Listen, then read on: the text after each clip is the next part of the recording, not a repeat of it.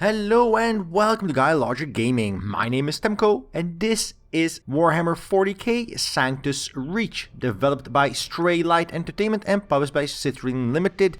It is a turn-based tactics title set in the Warhammer 40k universe, where you are playing a group of Space Marines fighting some orcs, more or less. And there's a bunch of units available and there's a bunch of campaign scenarios and ideas available, but the core idea of the game is you get thrown in on a map, you have a set points of unit pool, and you have to either kill the enemy or take victory points. And the game plays out in many variations with many different unit compositions, types, and army sizes across multiple campaigns and dozens of missions. But before we dive into the gameplay proper, let's take a look at the options menu and talk a little bit about a PC build and all the bells and whistles it has. So, starting off with the options menu, we'll notice that the game doesn't really have a lot of visual options, and then while on one hand this is acceptable because the game is mostly locked into an isometric view which you can rotate, everything else though is a little bit of a shame. Yes, there is some AA which you can do 2, 4 or 8 sampling, but it doesn't tell me what kind of AA and it doesn't really expand on that. Further, you do have shadow options which you can crank up to high, but that is really also where your options end. The resolution options are pretty plentiful but not encompassing, so do keep an eye out if you have a widescreen or ultra widescreen monitor. I'm not sure the game supports that. I do not have such a monitor to test that with, so do check that out for yourself. But other than that, it has quite a nice range of resolution options. You can disable sound completely if that is something you prefer. With many games like this, disabling sound is a preference for some people because they'll play a turn and the game will be running in the background while they're playing the asynchronous multiplayer, which is a pretty cool feature. So I can understand some people wanting to disable sound. So it's pretty nice that they've added that feature. Then we have music and sound effects volume. There is no voice acting, so we're not missing that, but a master effects volume slider would have been nice to really round out the entire thing here. And then we have some gameplay options such as having tooltips, detailed or minimal, using the UI on either the left or right side, depending on whichever you prefer. That is just your own preference. You can disable screen shake, which is something when your unit gets hit or some stuff like that. I've got it enabled. You can disable it if you want. It's not really that big a deal. It's just a nice little effect. Other than that, we have a bunch of options here regarding various autosave and save files the game creates and has created, so you can always load back a different file. Pretty much what you would expect. But the game is missing quite a few visual options I would have liked to see here. Yes, the game has shadows and AA. Just having these two options misses out on things like boom, it misses out on things like, even for people that wanted, VSync, super sampling, texture resolution sizes, and stuff like that, and that is a bit of a shame. The game also doesn't allow you to customize anything additional to that, which also is a bit of a shame. You can't customize crazy rule sets such as no point limits or anything like that, and again, that is a damn shame. For a game like this where you play a match against an opponent, it would have been nice to have an extended range of gameplay options.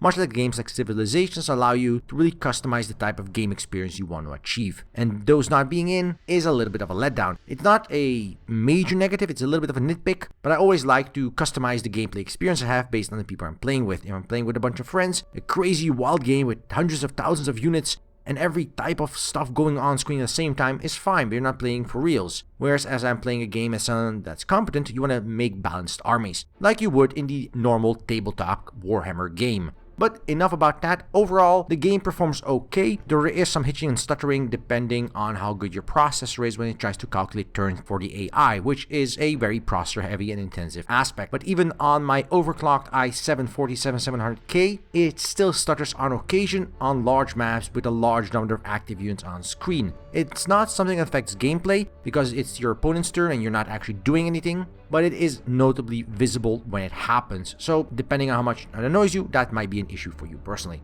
Other than that, if we head back to the overview menu, you'll notice there's multiplayer and skirmish. Now obviously these are basically the same thing, with skirmish being against the AI and multiplayer being against other opponents. Multiplayer in this game, like many other Citrine games, works using the PBEM++ system, which is basically a turn by email system where you can make a turn, submit that turn to your opponent, and then log off the game or have multiple multiplayer games going on at the same time. This is a fantastic system because it allows you to play many games at the same time, take time to figure out your turn. If you need an hour to figure out parameters and read tooltips and go to the manual and check out certain unit compositions, you can do that, come back to the game, take your turn, submit it, and your opponent can take his turn whenever that may be. It could be 10 seconds and it could be a day or 2 or 3 down the line. I do really like this system for these kinds of asynchronous disconnected games. Quite nice that they've implemented that for Sanctus Reach. Skirmish obviously is just against the AI, so while you do have the save and come back later option, it's not really play by email, and you have a full-scale editor to create your own campaign maps. I really approve of this, and though the editor isn't as smooth as I'd like it, which is a major issue with this game in general, the UI being barely competent, it's very feature complete. From tile sets, to water, to decals, to damage numbers, to unit spawn points, to walls, towers, terrain, different types of textures that are available in the game, you can customize the map as well as developers can using their tools. It is really solid and really allows for player creativity to flourish in this game. But as I said, UI is the major issue of the game, and that is going to be the first talking point as we go ahead and dive into the gameplay here. So without any further ado, here is a map of Sanctus Reach in the campaign mode for single player. So gameplay wise, before I start about the UI, which I mentioned just a bit ago, I first want to explain to you what is going on the map right now, and then I'll talk about why I think the UI is this game's weakest feature. First things first. Currently in this mission, my objective is fairly straightforward. It is to bring my 3 Rhino transports to an extraction point, and to do that I have gotten a bunch of army units in a pre-configured configuration where I have no choice in the matter. Different campaign maps may have different configurations available, and I'll get into that in a little bit. And on this map, I have to survive a bunch of orcs that outnumber me immensely and overpower me immensely. So in this case, the map is a bit of a cat and mouse game. Can I delay the orcs long enough to punch a hole so my Rhino transports can get out? Fairly straightforward, but it does require you to think ahead and think tactically. And this mission took me about 4 tries to complete, so it is not like the game isn't challenging. Again, more on that in a little bit. But the most annoying part about this game is its UI, in all its different respects. Tooltips, map vision, rotating your map, scrolling on the side, everything regarding the UI is subpar at best and atrocious at worst. The best thing about the UI that you could say as a compliment is to say that it is functional. And yes, that is true, the UI doesn't miss any features. There's never been a situation where I felt I couldn't see something, I couldn't get to a bit of data, I couldn't go back and find out a little bit of information I was missing out on. The game didn't try to hide things, and the game didn't try to obfuscate things so that they were cleaner on the eyes but more annoying to use, a problem that Civilization 6 has. On the other end of things though, the game doesn't try to make the player any more welcome in using it in any form or fashion because the UI is as raw as they come. It is a problem in this game to say the very least, because large amounts of the enjoyment I personally get from games is a smooth gaming experience and not just a deep tactical one, which this game does offer, do not get me wrong. But having the ability to, for example, rotate large metallic units to be a different direction, so their forward plates, for example, face forward, that have a larger armor pool, so they are taking less damage if they get shot in that area, is a very cool detail that allows the player to customize and further explore the tactical depth of their gameplay experience. But why is this a 4-click process? First select the unit, then select the tile next to the unit in the direction you want the unit to rotate to. Then select the rotation ability, which doesn't get explained until you hover over it. Then click it and then see the unit rotate. 4 clicks to perform an action that could be done with a click and a drag. And it's more of these small things that do amount to a massive issue with the UI. The same goes for things like tracking enemy HP. If I want to see the HP of a piece of wall, or maybe a piece of wreckage that's blocking a path forward because I killed a giant robot and now I can't get through there, the only way to see that is by first selecting a unit, then selecting attacking, then selecting attacking on the wreckage, then hovering over the wreckage attack icon, and then I get a summary of its stats. There is no reason for this as to why that just couldn't be a little health bar, or even a button somewhere on the UI that toggles out. And there's a large number of these smaller issues with the game UI that keep popping up everywhere. Now, that doesn't mean that the game doesn't convey information properly. All the vital information is always available. You always know the health of your units, you always know attack paths, you always know approximately where enemies could hit you. You always know a variety of details regarding information, including line of sight, including positioning, including directional facings. Everything is always very readily apparent. But because all these actions take so many times, an action that could be done in seconds sometimes takes up to 20 seconds, and turns that could be done in a minute could take upwards of 2 or 3 minutes simply because it takes so many clicks to get anything done. And that is a tremendous shame, because it drags this game away from being a very cool tactical experience into a let's click 20 times and get annoyed doing so because the game wants us to experience. And that, I think, wasn't the goal of the developers, and it certainly shouldn't be the goal for players to experience that. This is also my biggest critique of the game. Even with all its tactical depth and all its complexity, the UI is just that bad. Now, as I say, the UI is bad in the single player, the UI is bad in the multiplayer. The same goes for things like the editor, where you make your own campaign levels. That is very extensive and functionally extremely competent. But the UI is so subpar that a large amount of that functionality is either too complicated to use efficiently or is again too obfuscated that it doesn't help the player at all. That is tremendously annoying.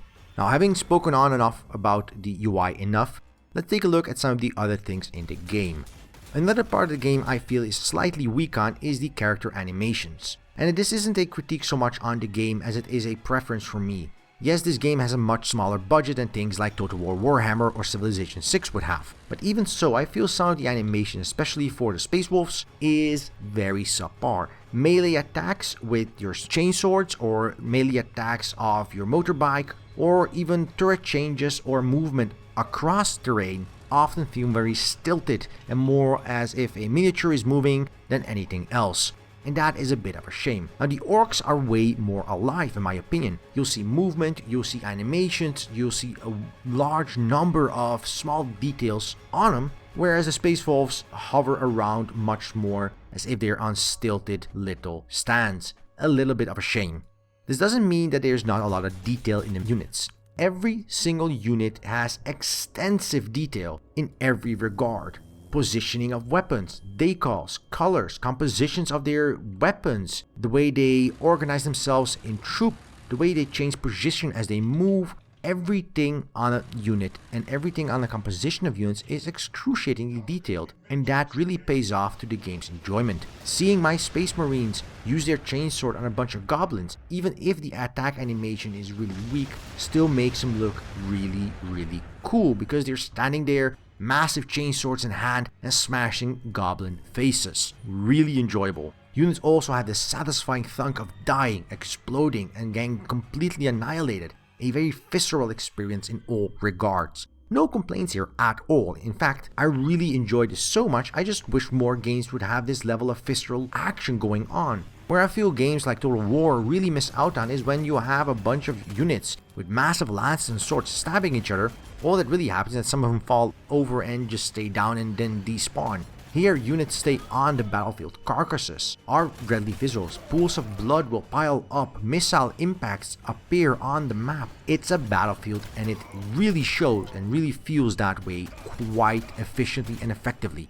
Really good. But taking away from that, I do feel that some of the units are a little bit bland, and I don't mean that in a visual sense. I mean that in a gameplay manner. A good example here are the variety of Space Wolves with chainsword or bolt pistols or bolt weapons that all just sort of feel samey. They're not. Their kits are very different. Some have melee attacks, some do not. Some have Overwatch capabilities by having a response arc that is much longer. They have melt-the-guns, etc. But from a gameplay experience, they all just feel very blandish. Yes, they stand there and they'll use their weapon on occasion, but it doesn't really evoke a visceral sense, which the orcs definitely do. They are much more alive and much more involved in when they move forward with their attack buggies or their war buggies. You see the orc in the buggy just bouncing up and down, holding down to that double-barreled machine gun.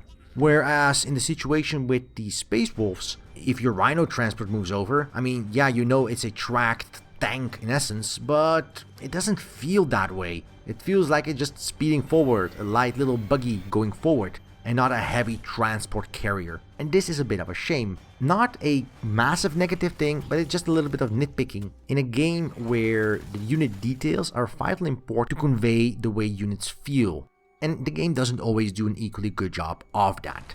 Outside of visual and gameplay sense, the game also has a lot of gameplay value in terms of gameplay complexity, unit composition, and tactical depth. Does the game succeed in that? Because this is a turn-based tactical RTS, and everything set aside, unless the RTS parts are perfect, you could have the most beautiful game and it would still be crap. So are the RTS parts good? And the answer to that is yes, they are for the most part. Because the UI is so subpar in my opinion, you lose a lot of tactical information you would otherwise be able to glean in how to use your units unless you religiously study the manual or you just keep reading every tooltip every time, everywhere. And on one end, you could say that this is good, you should do that. On the other hand, it does make the barrier to entry significantly higher than when you learn 4 missions in that, hey, by the way, your armored units have different levels of armor on each side, and you should probably point them to the enemy with the armored side instead of the weak unarmored side. And the game never tells you that information in-game until I started reading the manual and going much more in-depth about various units and mechanics. Now, the game has a variety of game systems to create a very interesting battlefield experience. Things like artillery, missile barrages, melee attacks and engagements, attrition and morale all play a massive part in the experience of battles in this game. Units getting killed by enemies when they're standing next to other units has a direct morale impact, meaning that units could break, could be broken, could lose morale, could run away and flee. Even units could even be locked in place from being able to perform actions, being a sit and duck in open space. Cover systems work immensely well, with cliffs, terrain, rock formations, and even things like broken down buildings or exploded enemies or your own units being used to create cover for your units. And cover works both ways. It's not that behind cover your units can still get full shots on the enemy and the enemy can't get them on you. No, that only works if the enemy has a different level elevation, or if the enemy is somehow unable to get close to you or uses a different type of weapon. Again, this level of detail is very good, but because the game doesn't really do a good job of explaining that, a lot of nuance is lost until you learn it and figure it out reading the manual or checking Wikipedia pages online. If you don't know that certain things are actually happening because the game doesn't tell them, you will never be able to capitalize on that and you may lose out on games. And this game often doesn't display that information in any real way. That is a bit of a shame. Having said that though, that information is readily available, and it's merely a failing of the UI that information isn't conveyed effectively to the player. Because from a gameplay experience, everything is pretty much as you'd expected. A heavily armored unit is not gonna feel much pain when faced with light bolt guns. A machine is not gonna feel a lot of pain heavily armored from your swords. A massive robot that stands in front of your little small space marine is just gonna stand on top of him and crush him. And all of this makes logical sense once you get used to it, but until you get used to it, you're in for some not that fun surprises and probably a bunch of lost maps. Now, another thing about this game that may be a benefit to some and is a negative to others is the time duration it takes to complete a match. I know that some people really enjoy short matches. It is the reason some games are popular. In StarCraft, a match generally lasts between 10 and 15 minutes. Whereas other games, such as Sanctus Reach, a match or a map could take upwards of an hour in continuous play. If you're playing on a asynchronous mode with multiplayer, matches can last days or even weeks depending on how slow you and your opponent are to respond to turns. And unless you enjoy that sort of thing, then Sanctus Reach is definitely not the kind of game for you. And frankly, it is not designed to be. It is designed to be a methodical, well thought out action by action game. Each unit has detailed action. Each action you take allows you to consider, weigh, and few different options. There is no time limit imposed on you for each turn. There is no reason for you to rush forward. Every step you take needs to be nuanced, needs to be thought out, and needs to be considered with care. I really do enjoy this experience. But because of the amount of information required to make these nuanced decisions, it can sometimes be a chore to keep all of this balanced when the game doesn't provide that information properly, either through an extensive tutorial or any other information such as tooltips or in-game manual. Yes, there is a manual and it's a very extensive detailed manual, but it's also a non-searchable PDF file, which is not that great. Something like the Syphopedia would have been perfect for this game, providing a large amount of information in digestible chunks for the pieces and bits you need it for. I do hope developers, maybe in an update or maybe in a future game, do add that sort of thing, because I feel it introduces a level of complexity right now that it otherwise wouldn't have, and that is to the detriment of the title. Taking a step away from the UI and the gameplay experience, Sanctus Reach offers a pretty decent Warhammer 40k experience if you enjoy playing Space Wolves or Orcs. If you don't, the game doesn't really offer that much, because those are the only two factions available. And while I'm not sure if there's going to be DLC for any other faction, For now, these are the only two available. And while both campaigns that are in the game are very extensive, and the game has an extensive editor for adding more campaigns, at the end of the line, it is still Space Marines and Orcs, and you do have to enjoy that. The game has a couple of unique things though, that do make it really interesting from a turn-based, style-based perspective, that really makes it more in line in regards to the board game than most other tactical RTS. The methodical turn-by-turn method, and the methodical movement of units across styles, and the methodical turn-by-turn sequence and methodical point costing actions for each character, alignments and positionings in regards to reactive arcs, everything really speaks out to this game as a very finely crafted adaptation of the tabletop game. And that is something you either enjoy or don't, but if you enjoy it, it is a fairly good experience and approximation of that, without the infested hundreds and hundreds of dollars in miniature figures. Overall, Sanctus Reach does a competent job of being a Warhammer 40k game. It does a pretty good job of being a tactical, deep and rich turn-based RTS. It does a piss poor job about being a modern, slick and clean RTS in terms of UI and accessibility. And that is something you yourself have to weigh off based on this game. The gameplay is rich, deep and varied, allows for a large amount of tactical, turn-based gameplay and challenging experiences playing against the AI and enemy players. But to play the game, you're gonna have to read a bunch of manuals, study tooltips, and just sort of figure out step by step and by trial and error what is going on, because the game just doesn't do that good a job of explaining itself. By no means perfect, Warhammer 40k Sanctus Reach is by no means a bad game. Varied units, varied methods of gameplay, and varied styles, extensive editors for your own maps and campaigns is a tremendously large amount of content and replay value if you enjoy this type of experience. If you do enjoy this kind of experience, Sanctus Reach is coming over on Steam on January 19th, and you can check it out with a link in the description down below. So thank you for watching. If you liked this video, press the like button below. If you didn't like this video, there's a dislike button for exactly that purpose. And leave a comment. Tell us what you liked, tell us what you didn't like, tell us what we can do better. We want to hear back from all of you. And if you want to see more content like this on the channel, just press that subscribe button down below and we will deliver. And until then, I wish you a good day, and until next time, right here on GuyLogicGaming.